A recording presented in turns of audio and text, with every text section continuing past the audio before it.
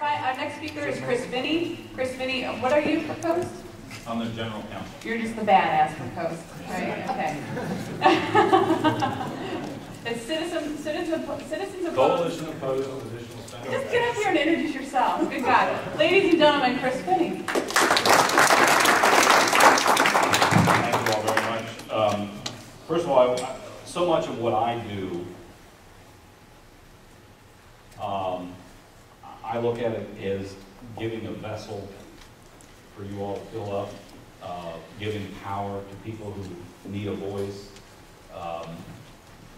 But we need people like you out there giving meaning to that, because without citizen activists, what we try to do, and for many, many years, Mark Abercos is here, served on our coast board before there was a Tea Party, and it can be very lonely. So I got very excited when people like Chris Littleton and Becker and Pappas and a lot of other people rose up and took control of the situation and said, you know, it's up to us.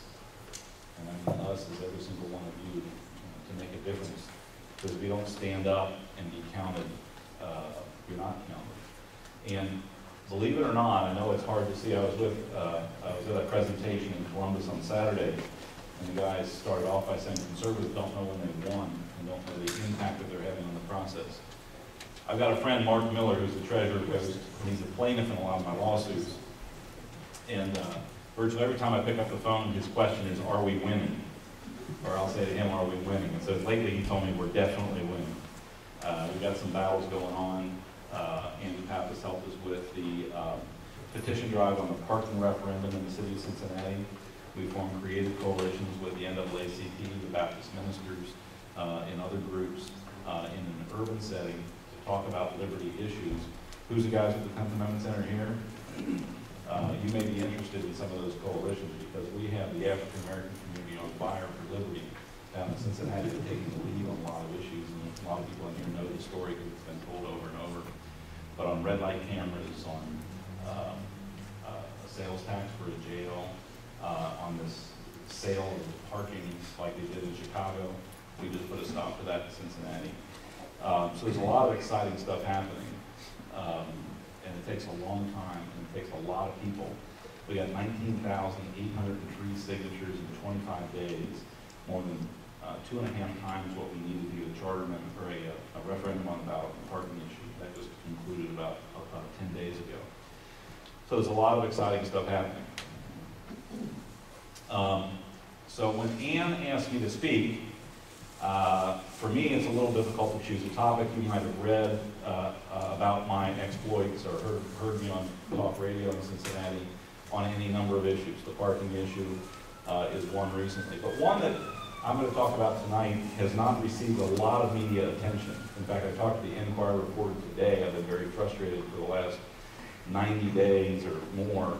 The story's been out there and the Enquirer refuses to cover it. It's gotten a little bit on Jerry Thomas. It was actually Jerry Thomas, not Brian, and maybe one or two other talk shows, but not much. You all read about the nun that pled guilty today to the vote fraud felony. And that is one type of vote fraud that we have, and it's finally been exposed.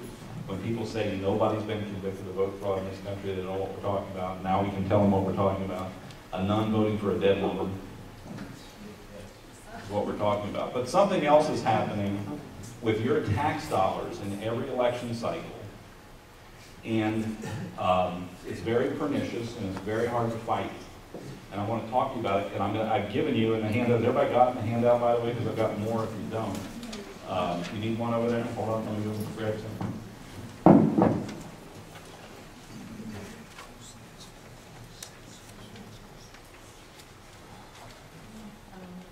Some more handouts. I've got more if anybody needs it. Pass them out. There you go. But you all may remember actually the #1 story on Cincinnati.com in 2010 was one of my lawsuits, which was known as the Votes for Ice Cream Scandal. Who's heard of the Votes for Ice Cream Scandal? Well, I'll just tell you about it real quickly. In 2010,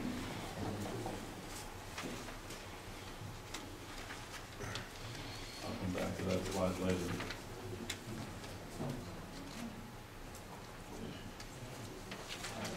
well, let me go back to '01. Actually, it says '02, but actually in 2001, we had been campaigning against levies for the Cincinnati Public Schools for about 5 or 7 years. Tom Brinkman Jr. was our chairman and our leader, and he's actually in the printing business.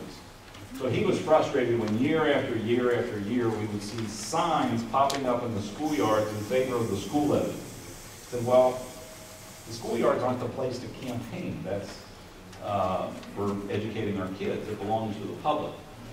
So we saw this year after year, and what we did in '01 was we printed up signs against the levy.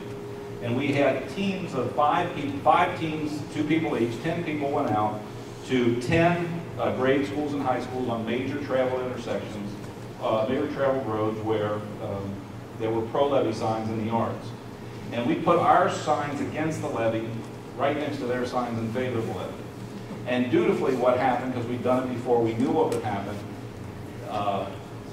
Some of the teachers would show up, the janitors would show up, and then the principal around 7:30 would show up, and she'd send the janitor out to tear down our signs and throw them in the dumpster.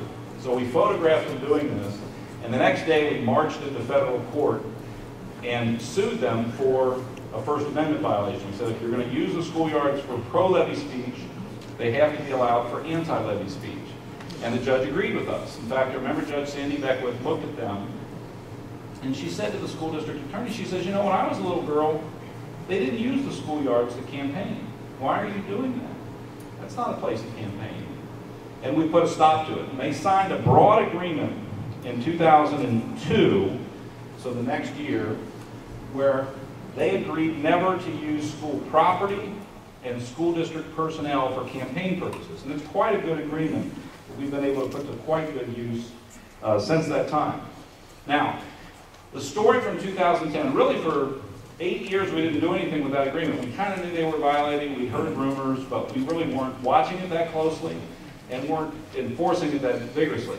In fact, we had learned that every year in August, when school starts, they send a copy or an email to every teacher telling them about our agreement, telling them not to campaign on school property. We thought, well, that's great. Then 2010 broke. The Post had a volunteer who was working down at the Hamilton County Board of Elections. And you may remember this was kind of a test run for the Obama campaign. The Tea Party was in full dungeon, and the pro-Obama forces were trying out their muscle as well. And so there was some jockeying out in front of the Board of Elections during early voting. Well, during early voting, one of our volunteers was down there working for Tom Brinkman, who was running for county auditor in that year. And 3 van loads of kids pulled up in church vans. And he said, you know, hey, what are you all doing here?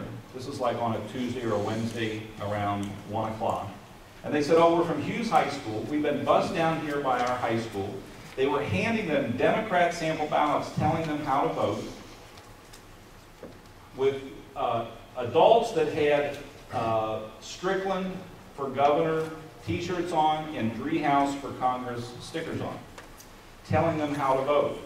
Afterwards, they all voted. They all get them back in the van. They said, hey, we're going to go take you all for ice cream to celebrate your good deed of voting today. Isn't that great? About 40 kids, 40 votes were stolen for the Democrat labor union movement in favor of their candidates. We caught them, we sued them and said this violates the agreement we signed in '02, and it was national headlines. It was actually quite a sight to behold, because the Enquirer the next day, typical of our local paper, and I ask them all the time, do you really want to sell newspapers? I mean, do you desire to stay in business? Honestly. Wouldn't that make a great headline? It was on, you can check it out in the library, the bottom of page C6. I actually bought a paper that day and I couldn't find it. When I was actually I filed the lawsuit on a Monday, because I found out about it on Sunday. As I'm driving downtown to file it, I made 2 phone calls. One was to the Enquirer reporter, hey Kimball, you might want to meet me in Judge Meyer's courtroom, I think you'll get a good story. And my second phone call was to the judge's clerk saying I'm on my way, make sure the judge is ready to issue a temporary restraining order. By the way, we got a temporary restraining order and prohibited 4 more high schools from doing the same thing that were planned. And I give a whole speech on this. What we found in our discovery in this case. Do you all know what OFA is? Actually, it's three different things.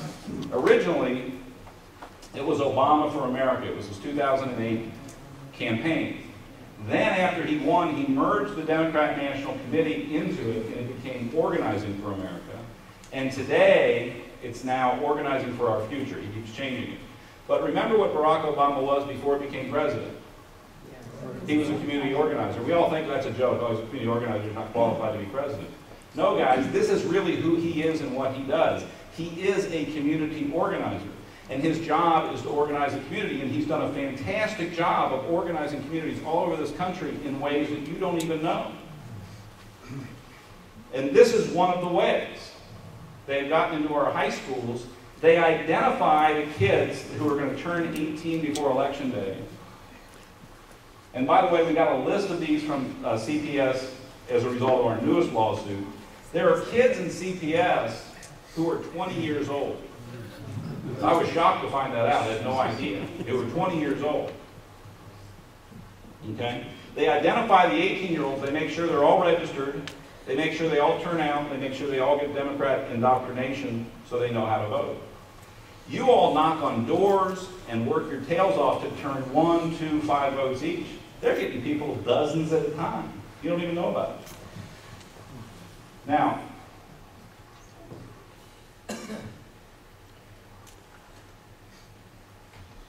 in September 2012, I get another tip that something's going on at the Hamilton County Board of Elections.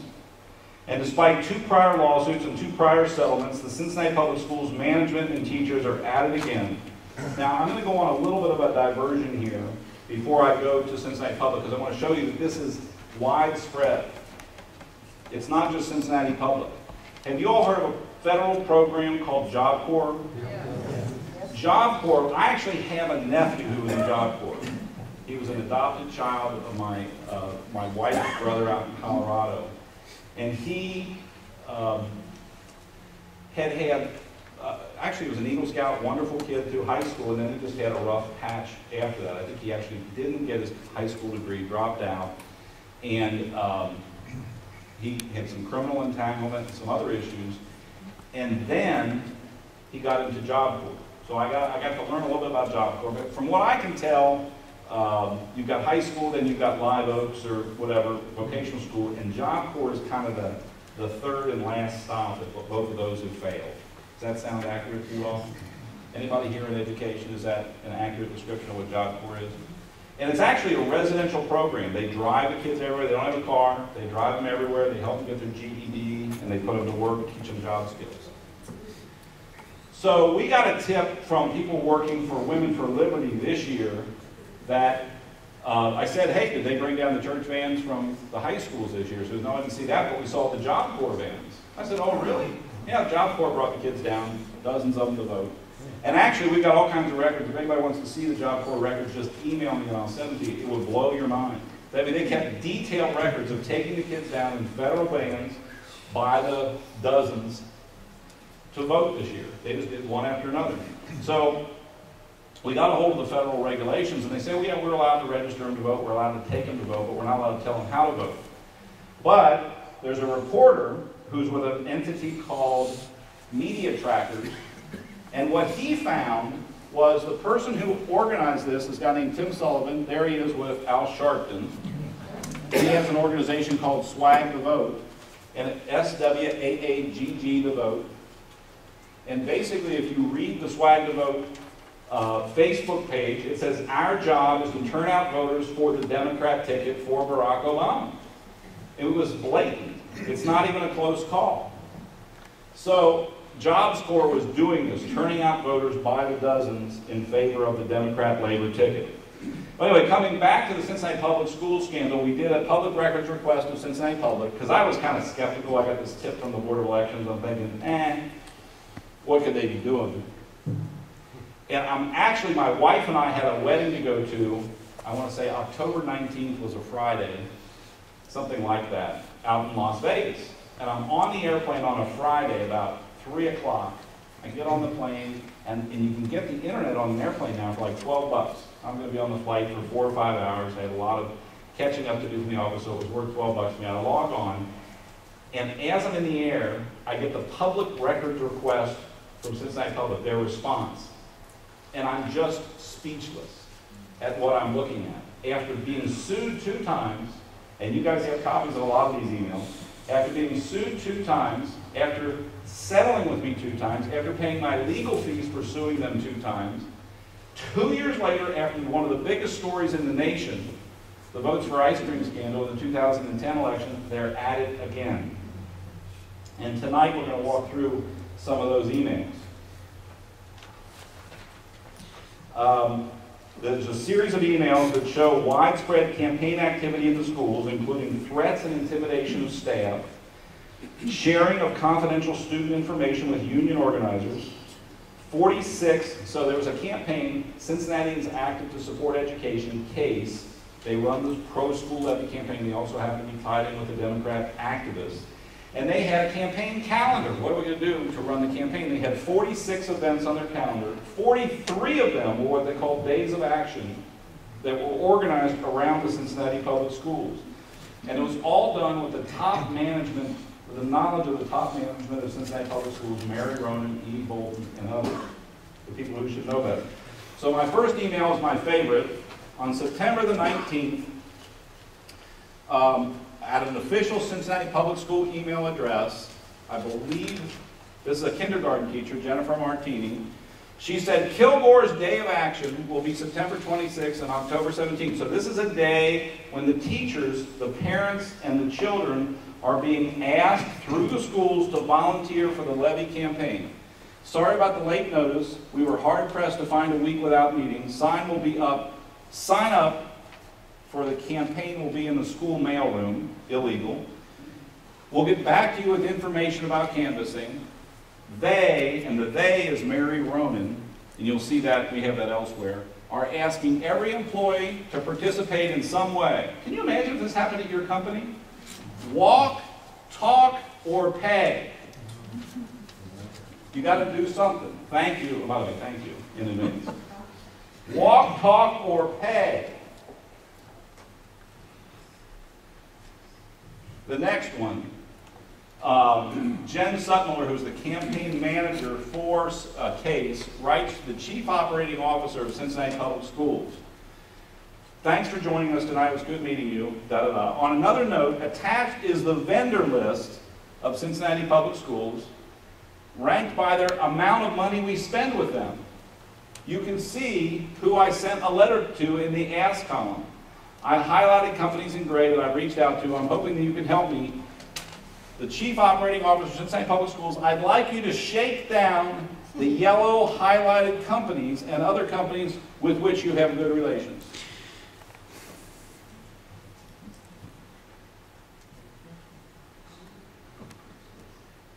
Now this is an interesting one. A guy by the name of Scott Sublett, who was a principal at one of the elementary schools, they're asking him, hey, will your guys give money?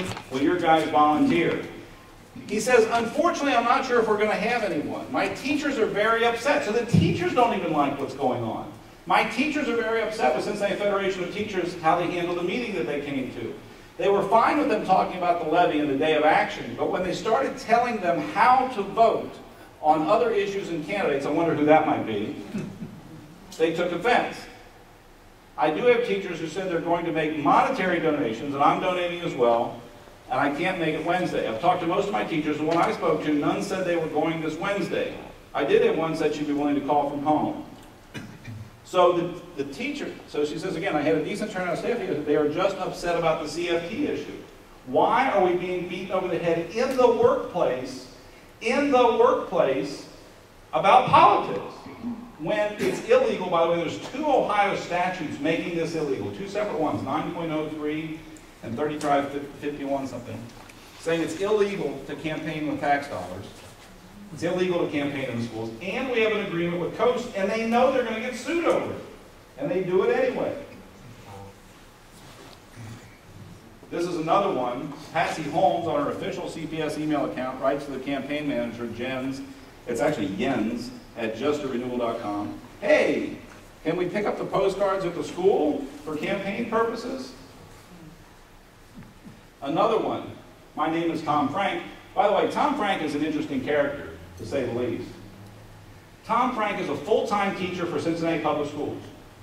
He's a music teacher, elementary school. But he was placed on work release at the union's request to work on political activities from August until November for Cincinnati Federation of Teachers.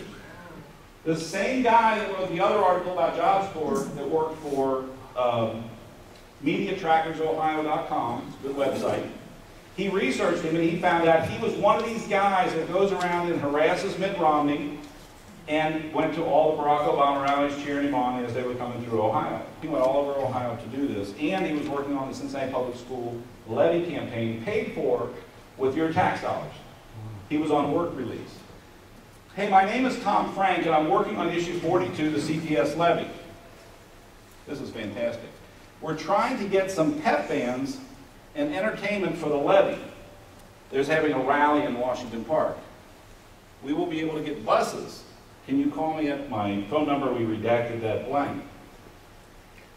Then this is another one from him about the same event. We just spoke on the phone about having the cheerleading squad and the mascot come out for the CPS rally as well. So they're going to get the band, the cheerleaders, and the mascots from the high school to come and help with the levy campaign. Now this is just the introduction from Mary Ronan's letter to the vendors. Thank you for your past support and great business relationship with Cincinnati Public Schools. On June the 25th, we voted to place an emergency levy on the ballot which won't raise taxes. That is why we're asking for your financial support of $5,000 again for Cincinnati Public. They're shaking down the vendors. This is a fun one. They're doing a voter registration drive in Cincinnati Public Schools targeting those 18-year-olds. I mean, this is how hard they're forcing the 18-year-olds to register. You say, Chris, forcing them to register. Read this email. It says, if a student claims to be registered already, should I insist that they still fill out the form? Are you kidding me? Now, I took the deposition of the teacher 2 years ago in the Votes for Ice Cream scandal. And he went to Moeller High School.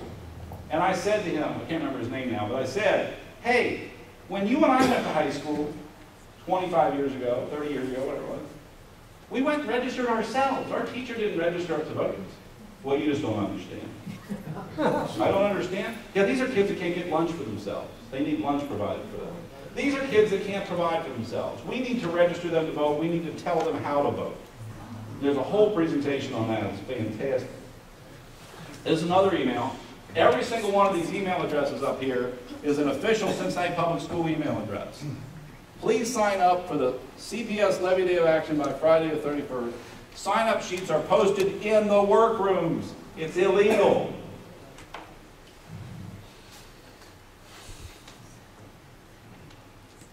Now this was an interesting exchange. There's two assistant principals, Sierra Baggett and Kelly Roselle. Kelly Roselle writes, I guess I'll do the PayPal option. She's been solicited to give money to the campaign. I just don't like feeling like I'm being bullied into making a donation. Sierra Baggett responds, oh, you forget, CPS is a bully-free environment. Safe, respectful, and responsible. Kelly Roselle writes back, yeah, right.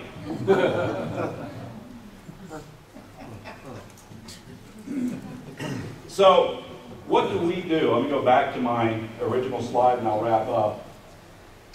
My law firm has specialized in one area in specific, and we've had so much fun doing this. By the way, we do all kinds of stuff. We do estate planning, we do wills and trusts, we do personal injury, wrongful death, we do corporate work of all types, litigation of all types. But the thing that I personally do and enjoy the most is public interest litigation. Empowering people like you in the room here who know that there's something wrong with their government, know that they're doing something illegal, but we can't stop it. So we try to give voice to that position and power to the powerless, and it's fantastic when we're able to do it. One of the things we do is we help you to stop your government from campaigning with tax dollars. And that's kind of been my crusade for 15 years. And we've come up with legal theories and practices that are putting this into action. In fact, the Ohio School Board Association actually teaches a course to their school administrators about how to avoid getting sued by Chris Finney. Now, I felt somehow vindicated when I learned that. We do other constitutional violations as well. One of the cases we have right now, we're just concluding, is for years, Cincinnati Public Schools, when they had a levy on the ballot, would have a rally on the interior front steps of City Hall. Because these things were on the primary ballot being in the middle of winter, they'd have these rallies inside in City Hall. And, I didn't like that they were using that forum for that. So we wrote them a letter. You can't really stop it, even though it's illegal. Nobody's going to prosecute or won't enforce the law. So we wrote them a letter and we said, we'd like to have a rally in that exact same location, right there where you had your rally. We'd like to have one right there. And they said, no, you can't have your rally right there. You can have yours outside. They said, no, I want to be right there, right where they had their rally. No, you can't do it. We sued them. That's been going on through court for 6 years now. And we have won that case. Still, we're just waiting for the final judgment from the judge. But that was kind of fun. But other constitutional violations, a lot of First Amendment work. Petitioning violations. We get cases, or proselytizing. People want to just talk about the gospel on a public sidewalk or petition on a public sidewalk. And we've litigated that case all over Ohio. We had one up here in Liberty Township where one of our organizers was trying to circulate the Obamacare petition outside a Union Hall that was a voter location.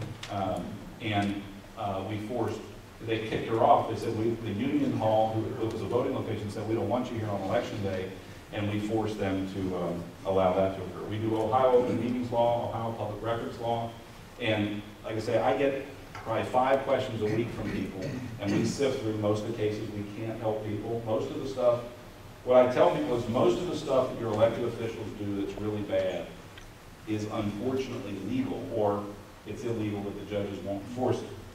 Okay, there's not a lot we can do about it. But there are certain areas where we can do things about it, and we are driving them crazy. Okay? We are really using the courts, using the initiative and referendum process, using other procedures, including with the help of a lot of volunteers, some of whom are in this room, to make these things happen. So I'll answer any questions you all have, but I wanted to tell you about this abomination. By the way, do you all think this is worthy of a story in the Enquirer about how they use this? Well, then call them and tell them, because would this sell papers? I never told you the story from 10. So it was on the bottom of page C6 when they did the thing with busing the kids for ice cream to the polls. And I called the reporter and I said, did it make the paper today? He goes, oh yeah, you just missed it. It was on the bottom of the page. And I thought, I can't believe it. So he wrote a pretty good story. And then at noon, I get an email from a friend of mine. It's up on Drudge. Guys, I had no idea the power of Drudge. It's incredible, drudgereport.com. And we watched the momentum build through the day. That night, Savage had it on. And who's the other guy? Who does nights? Mark Levin maybe had it on. But I know Savage had it. I think we were just on Savage. Somebody emailed us, hey, we were just on Savage. The next day, my sister from Columbus emails me about 11 a.m., hey, you were just on Sean Hannity. And he actually read my name, some quote from me or something. And then an hour later, she emails me, she goes, you were just on Rush Limbaugh. I said, oh, this is great. Well, then the TV station started calling. They wanted to know about the story and what we had.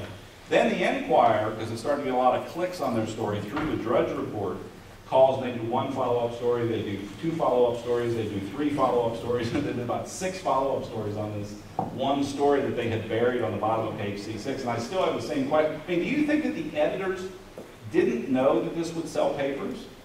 Possibly. When we first hit, do you think that they were that dumb? Yes. They knew, but they didn't like the story. It was not the storyline that they wanted to run. I don't know what the answer is.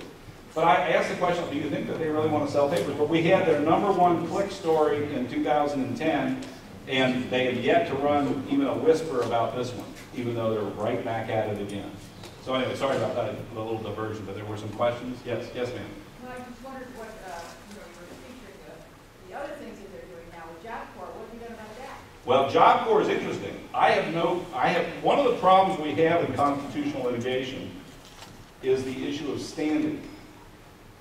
A government entity can do illegal behavior all day long, But if I don't have a plaintiff who has standing, A, and B, ultimately, if I can't get paid attorney's fees to do the case because we can do these things all day long, and the government entity will fight us till the death, so I spend $200,000 in legal fees and get zero out of it. But in the case of Jobs Corps, there is no statute under which we can challenge what they do. So this reporter from, you can read the story on Media Trackers Ohio, called, he followed it up through the U.S. Department of Labor and said, here's what they have done. Here's the website of Swag the Vote. Here's what they're doing. What are you going to do about it? And they said, absolutely nothing. We don't see any crime here. We don't see what you're talking about.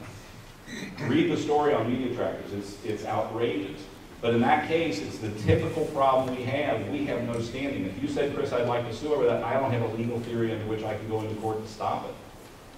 If the U.S. government, meaning of Eric Holder, is not going to enforce the law doesn't have any meaning. These guys are laughing because this is the same problem you run into, right?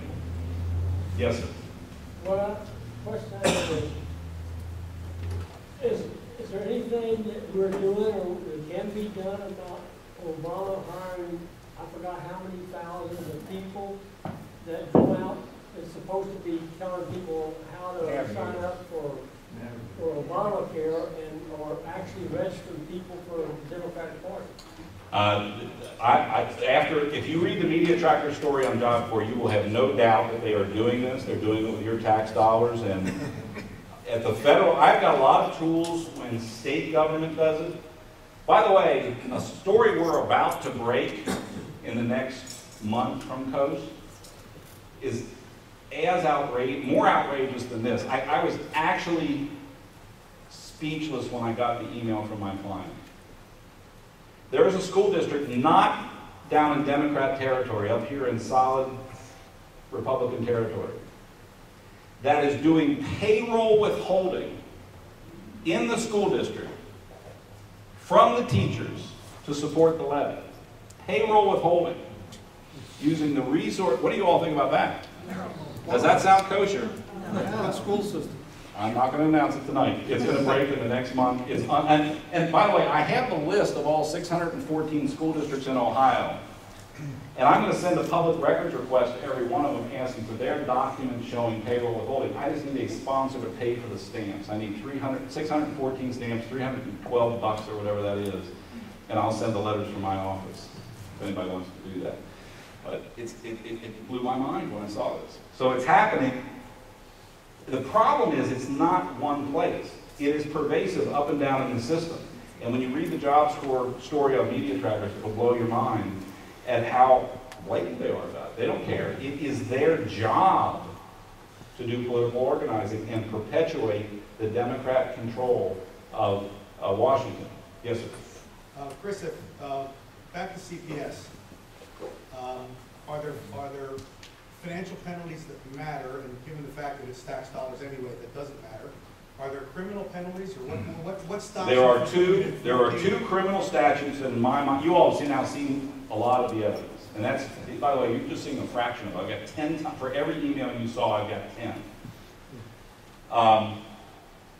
Let me just say, if I were talking to law enforcement, it probably would not be a good idea to announce it on the internet that we're doing that. But I can tell you that we have, I think we have a serious prosecutor in Warren County. I think we have a serious prosecutor in Hamilton County. I think we have a serious prosecutor in Claremont. I just don't know in Butler. I don't know the prosecutor there. Maybe he's here tonight. I don't know. But I'm going to have a meeting with the people in Hamilton County and in this other county where they're doing the payroll withholding. And it'll be up to them if they want to pursue it as a criminal matter. I think they should. I think that they're going to keep doing it until someone goes to jail. Just like the nun. Just like the nun. But back to the repeated third time. Third time since they published, 3 times you're out. Yep. And so they've gotten a slap, and what's to stop them? That's the question. By the way, write this down. GoCoast.org. GoCoast.org is our website. I want more hits on that tonight. I need 100 hits on that just tonight. That is our website, and we put up there what we call the email of the day, which is a lot of what you've seen already about the Cincinnati Public Schools scandal.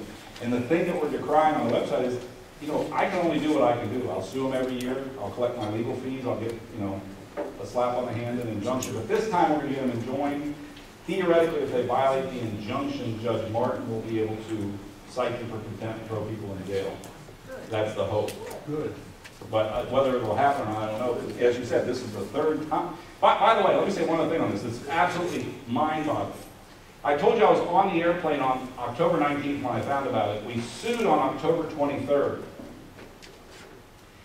We sued, now think about this. We sued for the third time to stop this behavior on October 23rd of last year.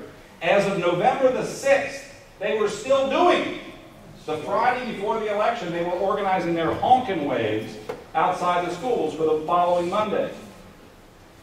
As of November the 6th, they were still doing it 12, 15 days, whatever, after I sued them for the third time. It still didn't stop. So I have no idea. Mark Habercoat. Get your papers ready, because I have several nods that the postage is covered here. Oh, we'll get it done. I'll get them the letters out next week. If you guys, well, actually, the day after I talk to the prosecutor about the one, I will get the letters out. I promise you. Yes, ma'am. Okay, I have two things. One is, what about the church buses transporting kids from the school down to the Board of Elections? Anything on that? Okay, here's what happened. Here's what happened. Let me tell you, keep your second question, okay? Remember your second question.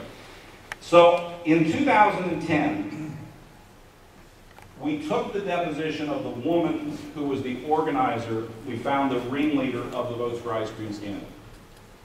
And I should have had the deposition transcript typed up. If anybody wants to pay for that, you can do that too. But I take it, she says, and by the way, her email signature on every email that she sent to Cincinnati Public Schools about this was signed Organizing for America.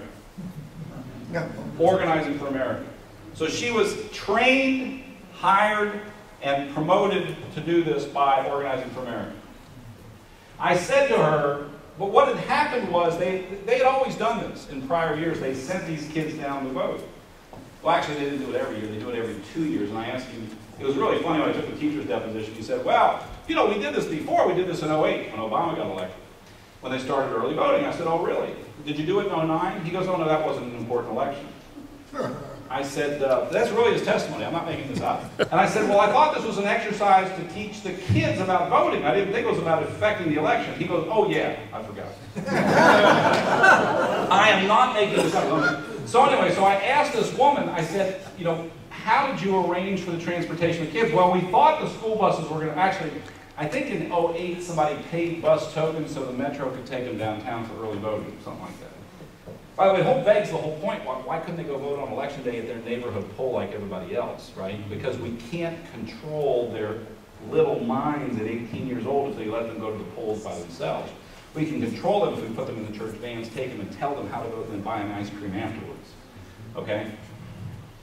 But the woman, I took her deposition, I said, how did you arrange the vans? I don't remember. What do you mean you don't remember? Whose vans were it? Well, it was some lady at the beauty salon who I called and I asked, well, what was her name? I can't remember her name right now. And it went on like this for like 3 hours.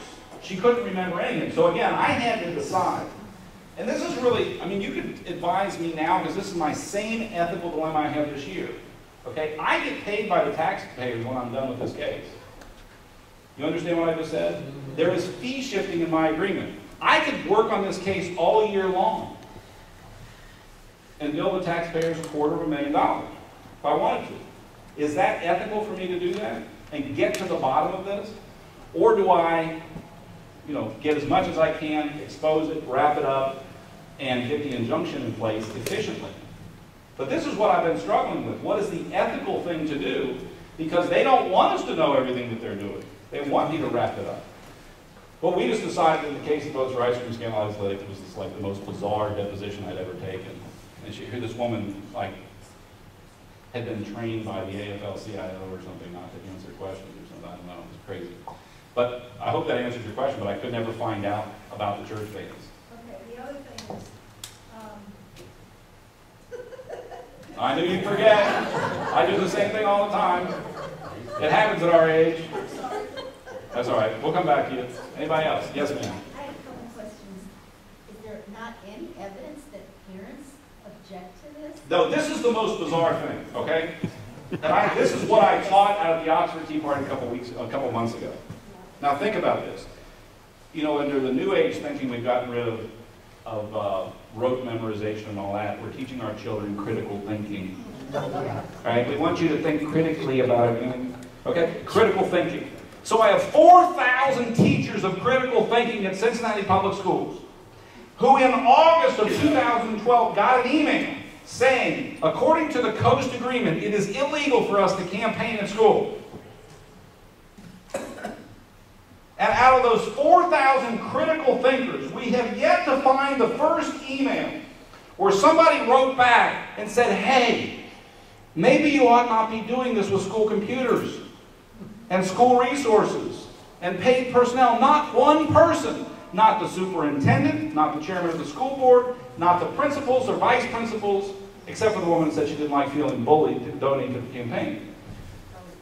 Not one critical thinker that's training the next generation of our children said, hey, maybe this is illegal. And that closes my presentation by telling you this. Don't you think we need a lot more troublemakers in society that are going to ask those damn questions when they get emails like that and say, hey, each one of you, not them, I'm talking about you. Every time stuff like this happens, we ought to be asking, is it my job right now to stand up and say something about this? Because it is. Did you remember your question? Yes. And not in the diversion thing that she has to go through, what exactly is that? What is that? It said that she pleaded guilty. Oh, this is the nun Yeah. to the diversion program. I don't do criminal law, so I don't know that I can answer this very well. But it's usually like what, community service or something like that.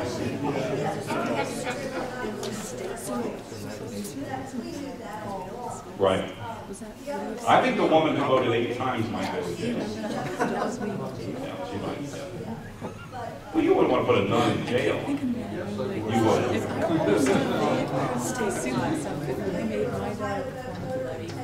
Yeah, sure, they did a great, I mean, between the Women for Liberty and Ohio Voter Integrity Project, those people gave them hell. And, you know, I don't know if you all remember, before the election, Nancy Pelosi was saying that the Ohio Voter Integrity Project was engaging in voter suppression for having the audacity to claim that people were registered to vote from a cemetery and a UPS box.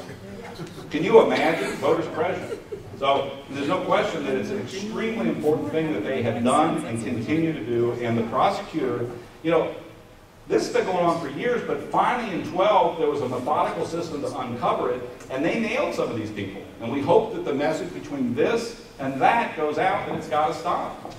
But Chris, what can we do about getting, how do we work to get voter ID? You know, John Houston. I know, but what? John Houston is against it. John Houston is against it. Why? You'd have to ask him. Our Republicans are against it. Our Republicans are stabbing you in the back. You ask John Houston. I don't know the answer to that question. I know. It's outrageous. Absolutely. I mean, what do you say? Absolutely. I mean, how hard is this, right? We need another campaign. Telephone campaign, or email campaign, just to get it. Well, I can tell you what happened, and it's really sad. But, you know, the Ohio legislature, when they got elected in 2010, was a powerful bunch. They came in with John Kasich, and they were ready to make changes. They did Senate Bill 5. They actually did a good election reform bill. I did not include voter ID, but just about everything else. And then they got their chops handed to them on Senate Bill 5, and those guys are timid and afraid of their own shadow, and they're back to the Bob Taft era. You know, under the Bob Taft era, the Republicans controlled the House, the Senate, the governor's office, the Supreme Court, and every statewide office, and they refused to do a damn thing with it. Right now, our Republican leaders are at the same position, and it's, I mean, Chris Littleton, are you still here? No, he snuck out. It's just outrageous, but that's where we are. And I've said to these guys, if you don't do labor reform, if you don't do election reform, then I don't need you. We might as well have the Democrats in office. And they sort of shrugged their shoulders and said, well, it didn't work out so well when we tried to be bold. Yes, sir. We had a guest last month, Matt. Matt Mayer. Okay, you read his book. The end of the book is exactly what his narrator is saying. They got timid, they got scared. Yep. And they were fantastic in 10, but and we somehow have to embolden them again to say, why are you up here if you're not going to do something with the power that we've given you? Absolutely. Yes, ma'am. Just a comment. I think they got scared because of what was happening in Wisconsin, because of that terrific fight. Well, we won in Wisconsin. They won in Wisconsin. They won the recall. Back and forth. You know, Wisconsin, Michigan, Indiana are all light years ahead of Ohio on labor reform. Yep. And we're sitting here watching jobs leave the state and nobody cares. None of our elected leaders, but certainly the governor, the Senate president, and the Speaker of the House do not care. They're refusing to move that legislation. Now, every one of those, I think, are fine people. You know, Bill Batchelder is one of the finest long-term conservative leaders in the history of Ohio. But he's gotten timid in his last term in office, and they're not moving the legislation. And I think it's a waste. It's a terrible waste of an opportunity. T.C. Rogers, can you do something to go up there and shake them up? What? Can you go up there and shake them up a little bit? Tell them what it's about? Yes, ma'am. Is your Coast organization, is this statewide? Well, Coast is Southwest Ohio, but we have taken several initiatives statewide. In fact, we were up in Columbus today testifying. Representative Ron Magg, who's up over in Warren County, has sponsored a bill to outlaw red light cameras throughout Ohio. There's actually a jurisdiction somewhere up here, Miami, New Miami, that's just implemented them. And these are, what's that? That was a year ago. Yeah, these are just awful devices, but there's legislation to do that. And we're pushing that. We've gone to Toledo and up in the Cleveland area with that particular issue, but mostly we're Southwest Ohio. Where we can be helpful is anywhere in the state with our litigation strategies. I mean, I try to help people all over the state with this if I can. But is there someone who's doing this for the Cuyahoga County Public Schools or Cleveland Public Schools? Because they're I have done similar cases. I have done similar cases in Fairfield. I've done similar cases. There was a school district up north of, I can't remember the name of it now, up north of Columbus. We've done, you know, when they do the take-home packets, when they put the signs in the schoolyard, we've litigated this case over and over. Mark, I think you were helpful when they were doing that stupid Ohio ballot initiative years Right ago. for Ohio. What was it? It was called Right for Ohio. Right for Ohio, and they were trying to amend the Ohio Constitution, and a bunch of the school districts were using school district resources for that, and we shut that down. But we have taken, and I've even tried to take these litigation strategies nationwide, because it's so much fun. By the way, there's nothing more fun that I do as an attorney than when you have a haughty school district official who knows he's violating the law year after year, and he gets away with it. It's people say, hey, you know this is illegal, and they just laugh, and they know the local prosecutor won't do anything about it. And within 24 hours, I have him standing in front of a federal judge explaining himself. It is absolutely one of the greatest joys I have as an attorney. In fact, the phone call that I make, we always do it in my office as a ceremony. We do it at the speakerphone, and we see if the superintendent spills his coffee on himself when I tell him he's been sued in federal court. It's great. But the answer, ma'am, is, you know, we do what we can. We're trying to, one of the reasons I go out and speak and on the internet and otherwise is so people know that these strategies are out there. And we do get calls, and I want to do more of it, but, you know, I can go anywhere in the country with the federal litigation strategies. Anybody that wants me, I'm glad to help. Yes, sir. Is it legal to, when a congregation, a church, they bus all these people in and do the same thing, which you just described? Well, remember, there's a question. Is it illegal? Is it legal? No. Can we stop it? Probably not. Because who has standing to sue the church to make them stop doing it? The IRS. The IRS is not going to enforce the law under Eric Holford. So the answer is no. A member of the church? Probably not. A member of the church probably. In this standing issue, we get tied up in this all the time. Standing, rightness, mootness. You have the right to be in court to begin. Not are what they're doing illegal, but do you have the right to be in court to challenge it? And it's a really tough problem. The church problem would be a good example. Thank you all very much. Again, I want to thank Ann.